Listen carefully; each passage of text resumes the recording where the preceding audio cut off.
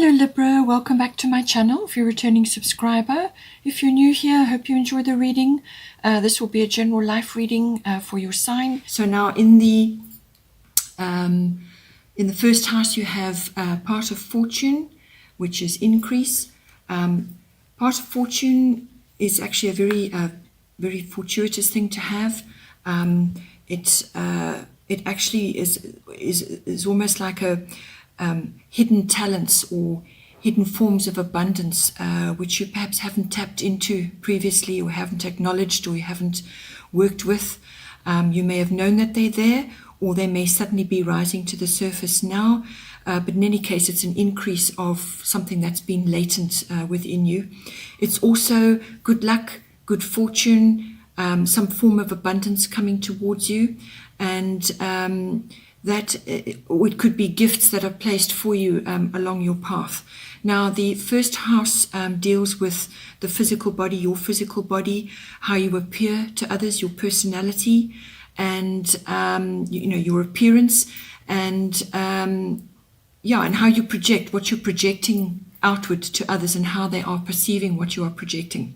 So if you've got a mask, if you have a persona which you project to others, then this will cover that as well.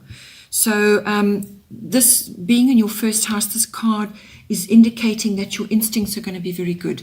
You're going to be feeling quite powerful, and you're going to be able to move forward and resolve any difficulties that you may encounter.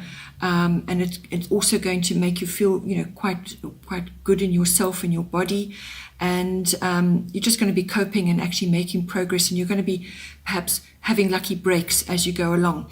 It also could mean that you're, if you're in the public eye, if you are a leader of some sort, then you're going to be coming across as quite powerful in that way and actually quite influential. Bear this in mind, we'll return to this later because this is going to come in to aspects which are currently indicated in your 7th house of relationships. So we'll come back to that. Then in your 2nd house you have Libra, eye balance, and Libra is generally the sign of relationships and love and so on. And it's appearing in your 2nd house, which is to do with your income, your money that's coming in, your values, and your self-worth, and property, real estate, the environment.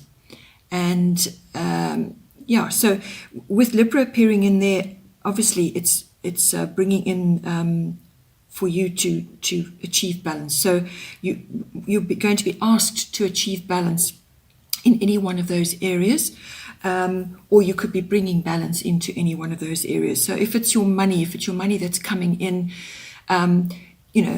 Libra does also quite like beautiful things. So you may be wanting to purchase beautiful things, or you may be looking at beautiful things and enjoying those. But when it comes to your finances, just make sure that you're balanced and that you are actually making headway to look at everything and to actually come to a happy place for yourself where you feel that you've got things covered. And if it's to do with your values, again, find balance in that. And if it's to do with self-worth, you may be requiring to exercise a fair bit of self-love. Everybody has to do that. We all have to do it. It's one of the hardest things to actually do, to show yourself love at all times, because from that everything else flourishes. If you can't show yourself love, then you can't share love with others. So this is actually really important for you at this time, taking into consideration other factors which are going on in your chart. So no matter what is going on, show yourself love, take care of yourself, look after your money, and spend time outdoors, enjoying the peace and tranquility. But also when it comes to dealing with other people, to do over your money and your income, and perhaps your ownership of property and real estate and so on. Libras don't generally like conflict. They like to negotiate. They like to come to solutions. they can be very balanced in their outlook. They like to actually have a quality negotiation and for things to work out well. They don't want to have conflict and drama, it's also you may have a situation where you need to make a decision. Libras can sometimes be indecisive, so it may be indicating for you that you do need to bring that in and actually make a decision about something and move forward. These are all the elements of Libra. It's a very compassionate sign, a very balanced sign, and so bring those elements into everything that you're working on in that particular house. Then in the third house you have Leo, I will, and so this is a fire sign, and it's all about creativity, about spontaneity, and this is falling into your house of communication. So this is all types of communication, whether it's verbal, or body language, written, everything you say and everything you're projecting outwards is a form of communication. It's also to do with contracts. So if you are dealing with contracts of any kind, then just bring as much creativity into that as you possibly can. So you may need to be quite inventive and come up with unique solutions. It's also to do with what you're projecting outwards to others, and so you may just need to tap into your heart and communicate from your heart. And if this is to do with people in your close relationships, you may need to be a bit more creative and more spontaneous and bring more warmth into what you're saying. So don't be cutting, and don't go off the deep end and create drama, unnecessary drama. Harness a more creative solution when it comes to your communication, and bring more warmth in, and a bit more joy and spontaneity in there. It's a fire sign, so it's warmth. You need to bring that in, and you need to just lift things up a little bit. Taking into consideration other factors in your chart, you may be feeling a little bit restricted in certain other areas, and so you may need to just harness those abilities and bring those in.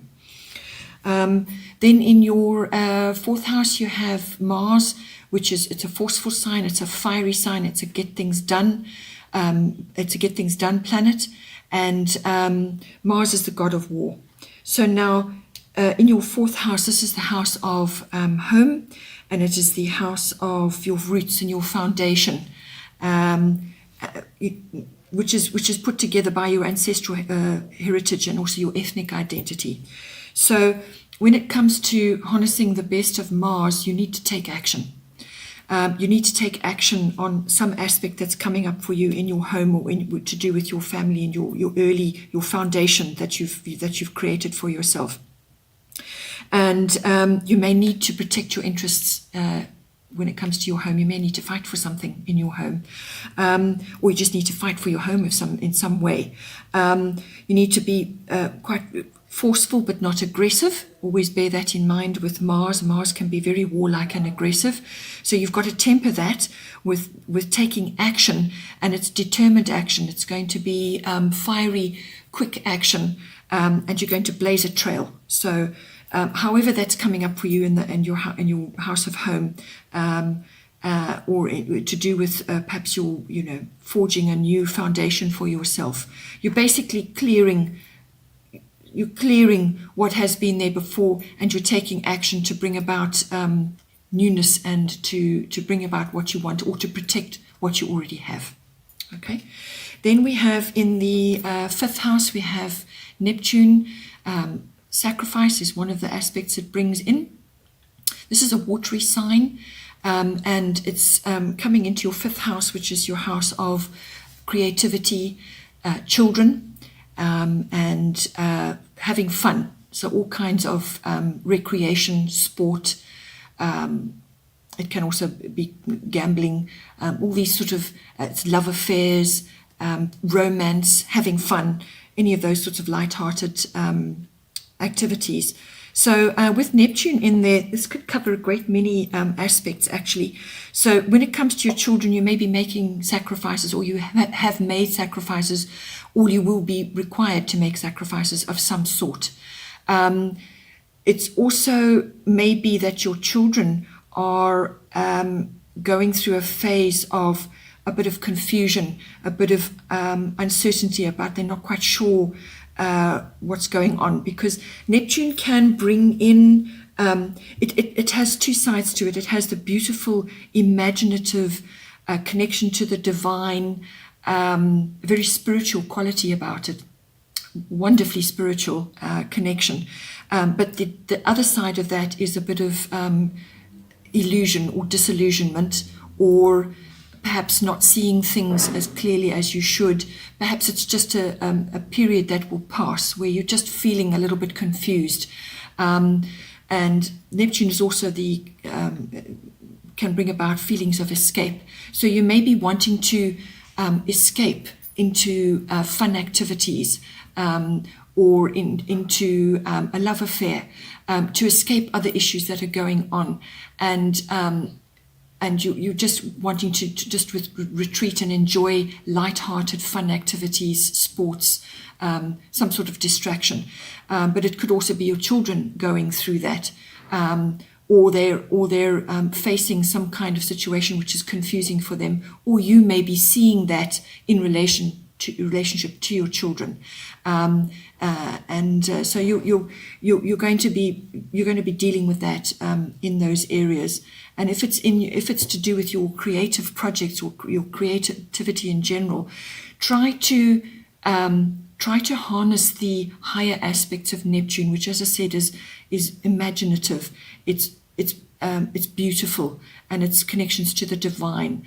It's a very illuminating planet to have. It's a planet of enlightenment as well, in connection with the spirit world and your spirituality and the divine. So if you are working on various creative projects, you're being asked to tap into that aspect and ground that, bring that down. As I said, it's a very watery aspect to be having, and the fifth house is actually the house of Leo, so it's normally a sun, ruled by the sun. So it's a kind of, you may just be feeling a little bit confused or a little bit unsure about something that's coming up for you in the fifth house. But endeavor always to aim for the more positive aspects of it. And if it comes to having fun, get out. Maybe you need to get out on the water. Maybe you need to be next to water, or enjoy boating, or some kind of fun activity which involves water of some sort. Then in your sixth house you have Capricorn IUs, and so your sixth house is all to do with it's basically the house of work. It's the house of your mastery of your craft, your workplace, your work colleagues, and your projects that you're working on. It's also the house of health and diet, and the house of pets. So you've got Capricorn appearing there. Capricorn is a very stable, earthy sign. It's ruled by Saturn, which is it's about hard work. Basically, you've got to put in time and effort, and you may not be seeing results immediately because it's a slow-moving energy. It's not quick. It's not overnight. So you're going to be putting your building blocks in one at a time, and making a firm structure, or creating a structure or a very good foundation. Capricorns are masters of construction, of building things, whether it's a business or some kind of project. And they go about it, they set their goal and they go for it with great determination and resourcefulness. So you need to bring those elements into the sixth house. And they also are very good at using their contacts. So you may be coming across contacts who are going to help you, or going to give you good direction in how to move forward. So it's almost like social contacts. It's also work contacts, just really good, solid leads and people that are going to assist you, or just drop pearls of wisdom in your lap. And so be aware of that, obviously, that you handle that with integrity. You don't use these people to further yourself. What you do is you harness what they're giving you, and then you use that to move forward. And so you may be bringing those elements in. If it's to do with your health, if a health and diet is coming up, you may need to examine, have a good look at your skeletal structure and your possibly your tendons and your connective tissue are taking a bit of strain, or your skeletal structure. So it's things like visiting chiropractors, taking vitamin D and calcium, magnesium, all of those. And also it may also be dental issues coming in. So Saturn, which rules Capricorn, rules the strong structures of the body. So you may be required to just boost that, because if you're going through stresses and strains, then the body takes strain. It really does. So any dental issues indicates very old, deep-seated subconscious issues which are now rising to the surface to be dealt with. So you may be looking at, you may be dealing with that as well. Then in the 7th house, you have the Yod, which is a destiny card. In fact, you have fate and destiny in your 1st house, and you have it in your 7th house. Your 1st house is about you, and how you're moving forward in your life, or how you want to move forward in your life. And the 7th house is all to do with partnerships, your relationships, your close one-on-one relationships. So how you are in yourself affects how you are in a relationship. And you've got fate cards, destiny cards in both of those. Now, the Yod, the destiny card, this appearing in your 7th house is going to bring about some restriction and stress. It could be quite severe, or it could just be something that you have to deal with. So there's some issue which you're grappling with in your 7th house. So this is your one-on-one relationships, your personal love relationships, or very close, your very close relationships that the ones that are really close to you, that you're dealing with on a personal basis. It can also be business relationships. So so with this card, you're going to be asked to forge your own path. You may not have support. In fact, you probably won't have support. You're not going to get good advice and support from others. You're basically going to have to you're going to have to go inward, do a lot of self-reflection, and find your own truth, and forge your own path, make your own way forward, with some determination as well. So whatever the situation is that you're grappling with in your relationships, it's something that is going to make you feel a lot of stress and strain. It won't be solved immediately, but also how you are moving forward in yourself personally is going to influence that. So now, with the 1st house card, it's a form of good luck. It's a form of feeling powerful, solving conflicts, and like abundance, and using hidden talents as well, and forging forward and being influential. So you're going to need every bit of that to deal with this issue. And so you're going to generally feel that you may have to make a few sacrifices in your relationships. You may have to have a really deep self-examination and work out for yourself what is your right path. You may have to make a choice as well here. But I feel you're going to handle it really well, because you've got this sign in your 1st house, which is all about yourself. So how you are in yourself and how you're projecting outwards is going to influence the outcome of this situation. So after the self-examination and reflection, then I feel you will be able to move forward, and you'll be able to deal with these issues. You will have pulled out your truth. You will have pulled out what resonates for you, what feels right for you in this situation, and the way you communicate about it is going to be very important as well. This is bringing in that warmth, bringing in that that creativity and spontaneity, and then balancing your finances as well. You're going to be, you need to be feeling in a good place in order to deal with this issue which is coming up. Then moving on from that into the 8th house. This is the South Node. It's to do with the past and dealing with past debts, if it's past life, but it can also be just putting the past to bed. So now this house is intimately connected with this house because it deals with resources between partners. It also deals with sex, death, and rebirth. So it's could be symbolic death and rebirth, or one door closing and another one opening. And it's also to do with big finance. So this is investments. This is to do with tax, inheritance, insurances, banking, accounting, other people's money. So if you are managing other people's money, if you're in a business and you're managing other people's money, if you're in a partnership and you're managing somebody else's money or other people's money, then how you have been operating is going to change quite dramatically, and you're going to have to move forward on a different path. You may lose certain things, but out of that will come better things.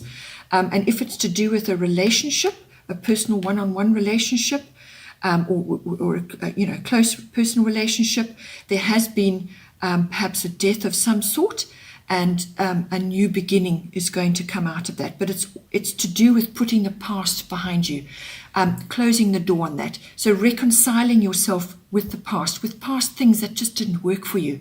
And if it's to do with perhaps it's at the end of a relationship and there's a divorce involved, or just the ending of a close personal relationship which was right for you at a period of time. Now it's no longer. You're now moving on from that.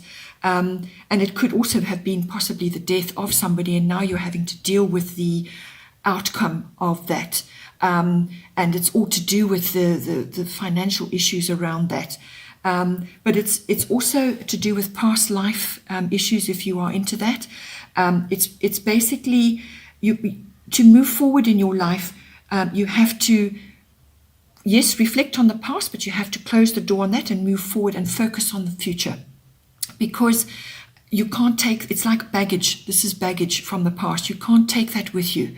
And, it may have suited you in the past, it may have been applicable. It's now no longer applicable. You've kind of outgrown that. You're becoming somebody else, or you are changing the way you're doing things. You're changing the way you are relating to those big monetary issues. You're changing the way that you handle finance, and resources in a committed relationship. So if there isn't an ending happening, then it's the ending of the way you have been doing things, and now it's a new path that you are moving forward. If it is a divorce that is coming about, then it's the restructuring of all of those very important factors and moving forward. So the way you have been doing things in the past is now no longer. A door is closing and a new one is opening, and it's going to be a much better door. It's a much better place to be going, because you will have dealt with an enormous amount of issues here, and you'll be able to move forward. Then in the 9th house, we have Gemini, I think. The 9th house is all to do with the law. So if there's a legal issue coming up, you're going to be asked to be thinking on your feet. You're going to have to think quickly, and you're going to have to be handling a great many communicative issues almost at once, or at the same time, or one after the other. And the 9th house also, apart from the law, it also deals with publishing, doing promotional work, teaching. And philosophy, religion, and your belief systems. And it's also about international travel and dealing with anything foreign. So import, export, or perhaps dealing with people that don't live in the same country as yourself. So Gemini is a very curious sign. It's a very quick, it's ruled by Mercury, very quick thinking, think on your feet. It's very curious about everything that's going on. It gets bored easily. So they like lots of stimulation. They like the media. They like to to be busy with lots of different things. There's not a lot of depth there. They're exceptionally clever. They can be very quick at handling multiple things, multitasking, and so on. So you may be asked to bring that into any one of those aspects of the ninth house. If you are going on a trip, sort of a long distance journey, then you're going to enjoy socializing and light-hearted, fun activities, and be very curious about everything that's going on. So it's quick changes, boring history tours are not going to be your thing.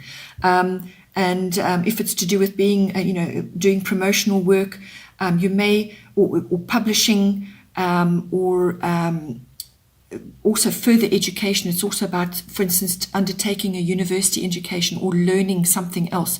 You're going to have to use your mental faculties and actually be multitasking quite a lot. But you're also going to be asked you may have to tackle newer, more advanced technology. So whether it's aspects of the internet perhaps you haven't used before, or social media, or something of that nature, which it's more advanced than what you have been currently using. It could even be a more advanced camera if you're going on an overseas trip.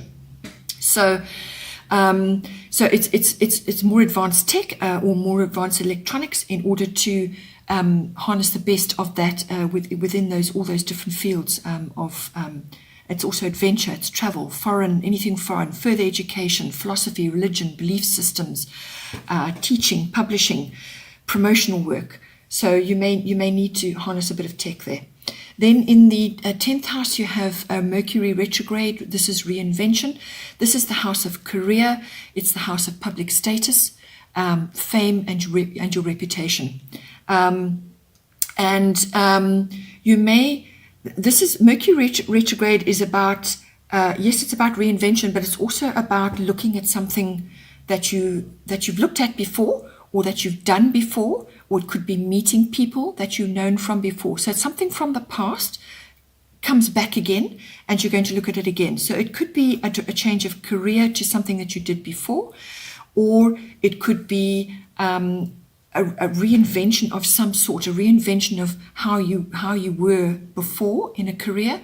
So it's anything with a re in front of it. So reassessment, reinvention, also release. You may need to release something that perhaps hasn't worked, and now you've got to release that and start again. You're taking the bare bones of it, but you've got to start again. Or it could be just a relook, a revision of something. This is not a good time, actually, to be changing, necessarily to be changing careers or signing major contracts to do with your career, or any kind of, change of reputation or status. It's not a great time to be signing anything right at the moment. Mercury retrograde normally lasts about 3 weeks, and it happens about 3 times a year. So this is probably going to be, as I said, be covering you for 2 to 3 weeks period. But if you are having to look at paperwork or to be actually signing something, go over it with a really fine-tooth comb, and perhaps ask a trusted person to look at it as well. Because you may, if you can delay it, then delay it. Because it's going to be better for you. Because what may occur is that something may change during the course of the workings out, and now what you started out thinking is going to happen doesn't actually happen, or it doesn't come about at all. So Mercury retrograde is all about looking at something again, pausing, and then waiting for the go-ahead, waiting for a better time, in actual fact.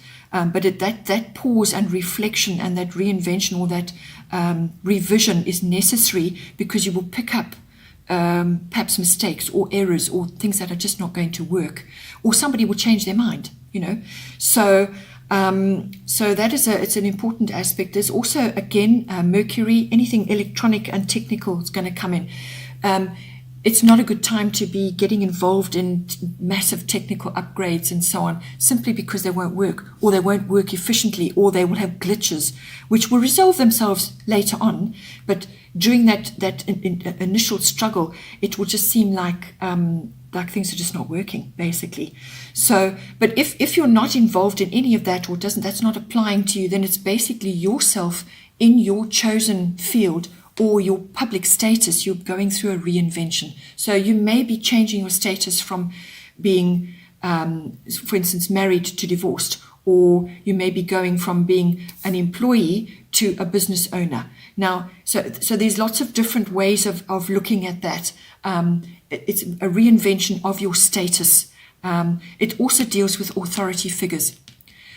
So this could be, if you have bosses that you're dealing with, there may be some changes going on there, or somebody may appear to be undergoing some sort of change. Things may come right later, or that they will undergo some kind of revision. It's everything to do with that. Then in the 11th house, we have Uranus, which is genius. This is to do with your hobbies, your interests, and your friendships, and your networks, and your groups that you're members of. And this may tie in with the career, in fact, as well. So Uranus is quick and sudden change, lightning bolts, actually.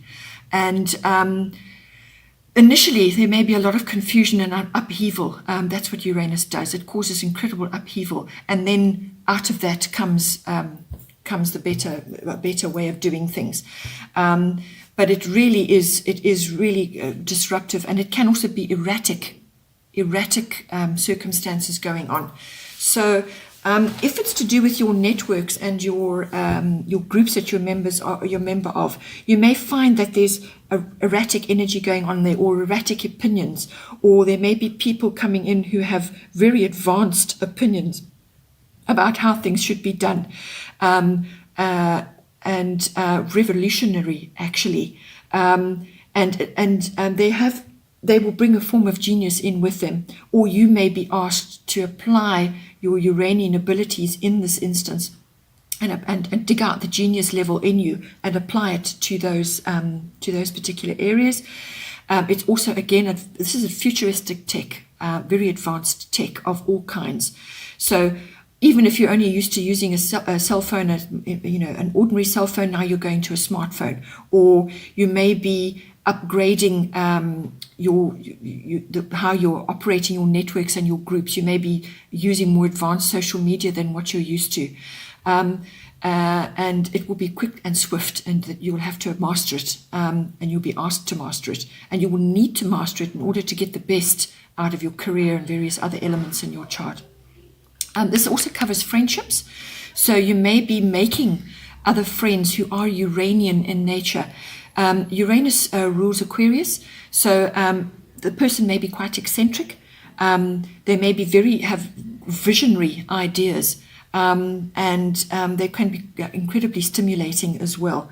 Or it could be that just you're having to bring elements of change into your friendships. You may also have abrupt changes in friendships. So in other words, you'll have, because if there's something going on in your relationships, and the way you are projecting yourself, how you are projecting yourself, there's going to be changes. There's going to be shifts across the scale there. So friendships are going to change. In other words, the friendships that were attached to you as you were before, how you were appearing before, or the way you were in relationships before, the friends that were attached to you as you were like in the past may fall away, because they now can't relate to you the way you are appearing now, the way you are coming across now. And they just can't, they're not aligned with you anymore. This is happening to a great many people across the world in all spheres. So don't be alarmed by that. The ones that are staying with you and are in the river with you and in the flow of life, those are the ones that you need to stick with. The ones that fall away or abruptly disappear out of your life, or simply drop away, or there's some kind of scuffle and they're gone, like a disagreement or some kind of situation arises and they move off, let them go. just let them go, because they're not aligned with you any longer, and you've reached a point where you're going in a different direction to what they are, and it's not appropriate for you to be with them anymore. So this may come about as a result of relationship changes, and with that, once you let go of them, and this also applies to networks and groups, any groups you're a member of, or it could be a book group, a book club, any kind of club. Once you're presenting yourself differently, or you're coming across differently, or you have new ideas, some people just can't resonate with that, so they will fall away. And some things may not suit you anymore. Some groups and networks that you've been happily associating with before will fall away because of the changes that have gone on within you. So this can be very quick upheaval, and it will be sudden. So expect changes in all of those areas, but it's important to embrace it and move forward, because from that, once they've moved off, then new friends and new people and new groups and new clubs and new associates from your networks can come in, bring in other aspects now which you need to harness in your life. So it's almost like when the student is ready, the teacher appears. It's the same thing with your social situation. Once you've moved past a particular social situation, you've outgrown it, it no longer suits you, and you start looking, you need to grow, and you need to start looking for something else, then the next lot appear. But you can't bring them in unless the others go, the ones that are no longer aligning with you. Once they go, then the others will come forward. Then in the 12th house, you have the earth element, which is stability. The 12th house, on a subconscious level, it's all your unconscious drives, your spiritual life, your deep spiritual life. It's all about meditation, retreat, withdrawal, and seclusion, anything like that. It's also about healing. And so resolutions and endings. So it can be sometimes the end of life and the beginning of another. So it can also be karmic issues that you're dealing with. On a more practical level, it can be drugs and addictions and escapism of all kinds. So with the earth element appearing in there, this is it's bringing instability. You're going to it's either going to be coming into you to steady yourself when it comes to your beliefs and perhaps your spirituality. So it's either going to come in for you, and it's going to be balancing you there and grounding you, which is important. You need to be grounded, especially with everything else that's going on, or you're being asked to bring that in. So it can also be just going on a retreat or withdrawal, or spending lots of time in nature, because this is an earthy element. So this is time in nature, whether it's hiking, walking, spending time, perhaps a game park where there's nature and animals and so on. But it's a good, solid retreat or withdrawal, because with that you will be able to pull out that peace and that tranquility and that stability. You'll be able to harness it, and it will give you relief, a sort of a stable place to just rest and heal. Or it could be that you're needing to bring that stabilizing influence in to your spiritual life, or to perhaps if you're grappling with unconscious issues, subconscious issues that you need to deal with. Sometimes they could be rising to the surface, and you just need to understand them and deal with them. But it's a solid foundation that you need to bring in. So cut out any confusion and drama, and just go back to basics. And also putting your fingers in the soil. If you're a gardener, wonderful thing to be doing. So it's just harnessing a stable, balanced, and harmonious environment for yourself. And you may also be visiting various types of institutions, and you're being asked to maintain a stable and balanced outlook. Don't be too stubborn don't be afraid or very cutting towards others who have a change or a different point of view, because the earth element can be quite stubborn about their points of view or changing anything. So you may be required to change something, or you've done too much changing. Now you're being required to bring balance in and stability. Institutions of all kind can be hospitals, it can be prisons, it can be government departments, banks, libraries, learning institutions like universities and so on. So always be working towards to balance your views and your outlook, and just stay harmonious, spend time in nature, ground yourself, really ground yourself, and keep your feet on the ground. All right, Libra, I hope you have a wonderful month, and I will see you next time. Take care.